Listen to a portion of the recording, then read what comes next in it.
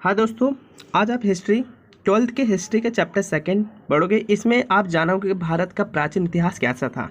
साथ साथ ये भी जानोगे कि भारत के प्राचीन इतिहास में राजनीति, आर्थिक और सामाजिक स्थिति कैसी थी। साथ साथ उस समय राजा महाराजा कौन कौन से थे और कौन कौन से भारत में साम्राज्य स्थित थे। इन सब चीज़ के बारे में अध्ययन आप इस चैप्टर में करोगे।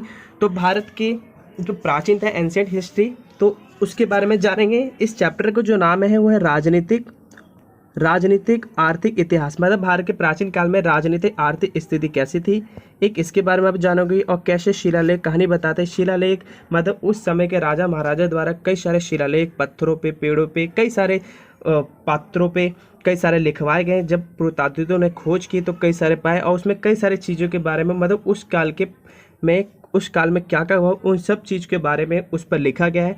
और जब पुरातात्विकों ने पाया तो उसको जब अध्ययन किया तो पता चला कि वो एक कहानी बताते हैं। तो वो कहानी क्या थी, एक इसके बारे में जानेंगे हम। और इसमें आप जो अध्ययन करोगे वो 600 ईसा पूर्व मतलब BC से लेकर 600 ईस्वी मतलब AD तक अध्ययन करोगे। लगभग मानो आप 1200 काल का अध्ययन आप इसमें करोगे।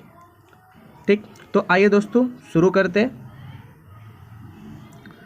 तो इसमें जो आप अध्ययन करोगे वो एक करोगे कि मगध साम्राज्य क्या था। देखो, साम्राज्य बहुत ज़्यादा राजा महाराजा थे इस 1200 साल के बीच में, लेकिन मगध सबसे ताकतवर था।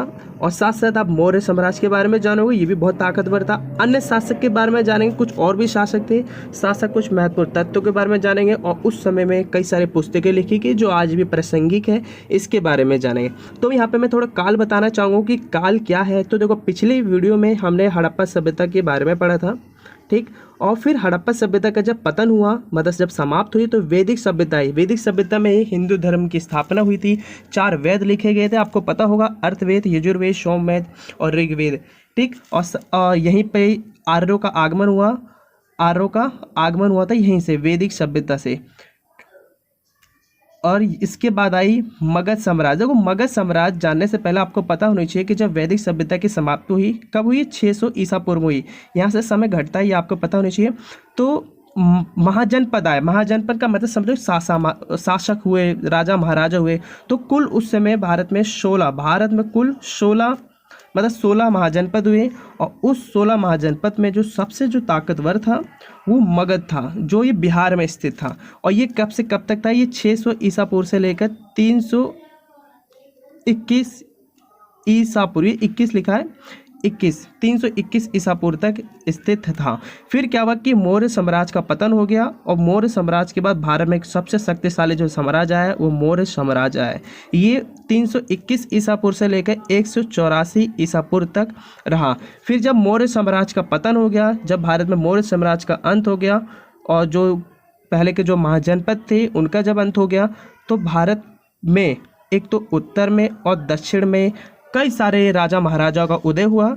अब जो भारत में जो मुख्य थे वो थे शुंग वंश, कर्ण वंश, कुषाण वंश और शक वंश। साथ ही साथ दक्षिण और मध्य भारत में सातवाहन शासक आए, इक्ष्वाकु आए, वाकाटक आए, इसके अलावा इत्यादि बहुत सारे आए, लेकिन ये जो मुख्य थे। तो आप इसके बारे में और जानोगे, ठीक। तो अब देखते हैं कि जो भारत में मगध साम्राज्य था उसकी स्थिति कैसी थी, है ना। और इसके संस्थापक कौन थे। और मगधी साम्राज्य 16 महाजनपद जो थे, जो शासक थे भारत में, उसमें जो ये मगध था यही सबसे ताकतवर क्यों था। तो देखो, इसमें बताया गया है कि जो इसकी स्थापना की थी वो बिंबिसार ने की थी। और इसकी जो राजधानी थी वो राजगृह में थी, मतलब जो वर्तमान में बिहार में पड़ती है। आपको पता होना चाहिए कि मगध जो साम्राज्य था ये लगभग आप मान सकते हो कि पूरे बिहार में फैला हुआ था, ठीक। और इसका जो धर्म था वो जैन भी था और बौद्ध धर्म भी था, लेकिन अधिकतर इनका जुड़ाव बौद्ध धर्म से था।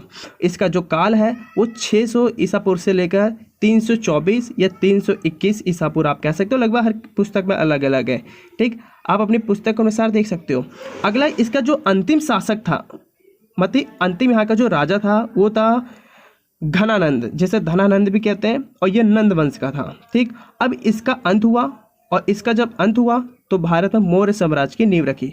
अब इसका अंत किसने किया था, चंद्रगुप्त मौर्य ने किया था। और कैसे किया था इसके बारे में आपको आगे बताऊंगा, ठीक। हम ये देखेंगे कि मगध साम्राज्य इतना ताकतवर क्यों था। तो देखो इसके कई सारे कारण थे और ये आपको पता होने चाहिए। तो सबसे पहला तो ये कि महत्वाकांक्षी और मजबूत शासक का होना। जितने भी जो राजा महाराजा है वो बहुत ताकतवर थे, महत्वाकांक्षी थे, तो जिन्होंने इस साम्राज्य को मजबूत बनाया। यहाँ साथ साथ बिहार की जो भूमि थी, मतलब जहाँ पे ये फैला हुआ था, वहाँ की भूमि बहुत उपजाऊ थी, तो खेती बाड़ी बहुत अच्छी हुआ करती थी। खनिज भंडार की कमी नहीं थी, मतलब हथियार बनाने के लिए हो, चाहे वो आभूषण हो, किसी चीज़ के लिए, व्यापार के लिए, सोने चांदी लोहे, सब चीज़ वहाँ पे उपलब्ध थे। तो ये भी कहीं ना कहीं मगध साम्राज्य को मजबूत बनाती है। सिंचाई की कोई कमी नहीं, वहाँ पे गंगा नदी, सोन नदी जैसी बहुत नदी बहती थी और इनके पानियों से ही वहाँ पे कृषियों का सिंचाई किया जाता था। उन्नत व्यापार था, व्यापार भी बहुत अच्छा होता था उनका। विशाल सेना थी, हमले नहीं हो सकते थे, विशाल बहुत बड़ी सेना थी इनकी। तो ये कहीं ना कहीं मगध साम्राज्य को ताकत प्रदान करते थे। यहाँ तक कि प्रकृति रूप से सुरक्षा, जो मगध जो साम्राज्य था वो चारों ओर एक पहाड़ी से घिरा हुआ था, तो ये जो पहाड़ी थे उसको सुरक्षा प्रदान करते थे। कभी भी आक्रमण होता था तो ये पहाड़ी कहीं ना कहीं मगध साम्राज्य के जो राजा थे उनको मदद देती थी ये पहाड़ी। आगे है कि जानवर की उपलब्धता। जो मगध साम्राज्य जहाँ फैला था वहाँ पे जंगल थे और उन जंगलों में कई सारे जानवर उपलब्ध थे, जो सैनिकों के रूप में और जो सिंचाई के रूप में, खेती बाड़ी के रूप में ये इन जानवरों का इस्तेमाल किया जाता था। जैसे कि हाथी, घोड़े, ये सब युद्ध में आते थे सारे काम, और ये मगध साम्राज्य के जो जंगल थे उसमें ये सब उपस्थित थे। तो ये सभी कारण थे कि मगध साम्राज्य सबसे ताकतवर था। देखो इसमें एक चीज़ और हम जान लेते हैं कि जो 16 महाजनपद थे, मतलब 16 शासन व्यवस्था थी भारत में, मतलब 16 राजा महाराजा थे, और महाजनपद का इस्तेमाल इसलिए किया गया क्योंकि वो बहुत बड़े थे और उनमें जो सबसे बड़ा था वो मगध था। इसमें एक दो नाम आप देख लो कि एक तो मगध था जो सबसे ताकतवर था, मगध के अलावा एक और था, एक था कौशल। लेकिन यहाँ पे याद रखना है जो कौशल था ना, यहाँ पे केवल एक राजा का शासन नहीं था, अर्थात यहाँ पे संघ का शासन था, मतलब यहाँ पे समूह शासन करते थे, समूह संघ का शासन। ये जरूर पता कर लेना, पूछ लिया जाता है। फिर इसके बाद वज्जी था, अवंती था, पंचाल था, इसके अलावा और भी थे, मतलब कुल 16 थे। ठीक, तो ये आपको पता होना चाहिए।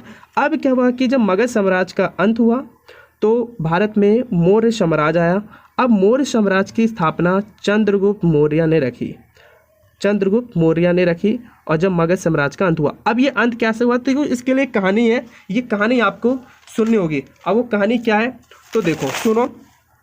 आज से लगभग 2400 वर्ष पहले तक्षशिला विश्वविद्यालय में राजनीतिक और अर्थशास्त्र का अध्ययन करने वाले कौटिल्य एक बार नंदवंश के मगध साम्राज्य में गए।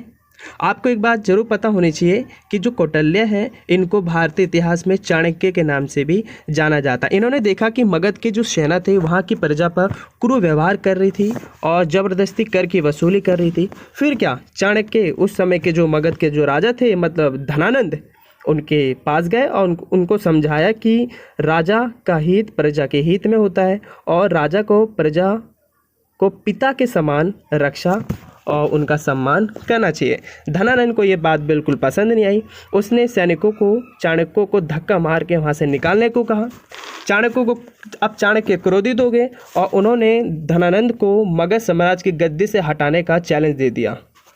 चाणक्य वहाँ से चले गए। जब चाणक्य रास्ते में जा रहे थे तो उन्हें देखा वहाँ पे कई सारे बालक खेल रहे थे, तो उन्हीं बालकों में से एक बालक को चाणक्य ने उनकी माता से खरीद लिया। चाणक्य ने उस बालक को सभी प्रकार की शिक्षा दी जिससे वो बहुत कौशल हो गए, हर चीज़ में कौशल हो गए। फिर उस बालक का नाम इतिहास में चंद्रगुप्त मगध साम्राज्य का पतन किया और भारत में मौर्य साम्राज्य की नींव रखी। तो आपको पता होनी चाहिए ये कहानी थी और इससे ही भारत में मौर्य साम्राज्य की नींव बढ़ी। ठीक, तो यहाँ पे एक चीज़ और पता होनी चाहिए कि जब मौर्य साम्राज्य का अंत हुआ, मगध साम्राज्य का अंत हुआ, तो मौर्य साम्राज्य की स्थापना हुई जो चंद्रगुप्त मौर्य ने की। फिर इसके बाद आए बिंदुसार और बिंदुसार के बाद आए अशोक। तो कोई अशोक के बारे में आपको बहुत कुछ जानना होगा। अशोक ने बहुत महत्वपूर्ण भूमिका निभाई है भारतीय प्राचीन इतिहास में। शासक इसके बारे में और देख लो। एक अंतिम शासक थे बृहद्रथ।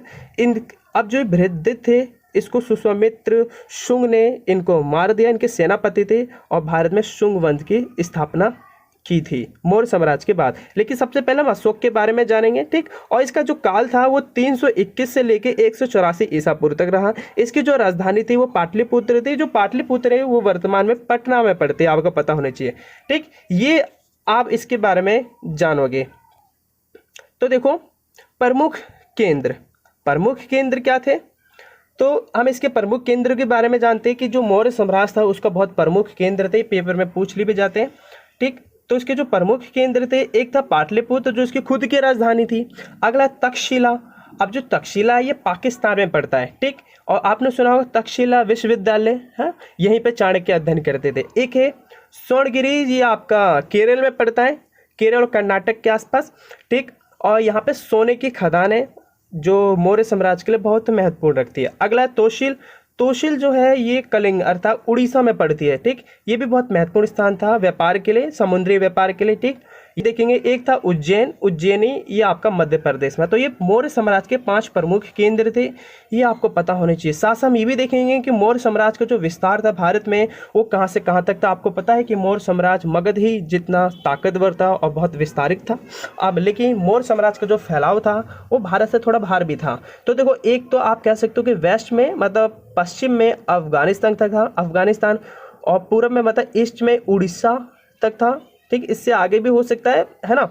अगला उत्तराखंड जो था इसका नॉर्थ में था। ठीक, और साउथ में आंध्र प्रदेश अर्थात कर्नाटक, जिस इस साक्ष्यों के आधार पर बताया गया है, इससे आगे भी हो सकते हैं। ठीक, तो ये थे इसके विस्तार। तो दोस्तों इस वीडियो में इतने, मिलते हैं अगले वीडियो में। वीडियो देखने के लिए धन्यवाद।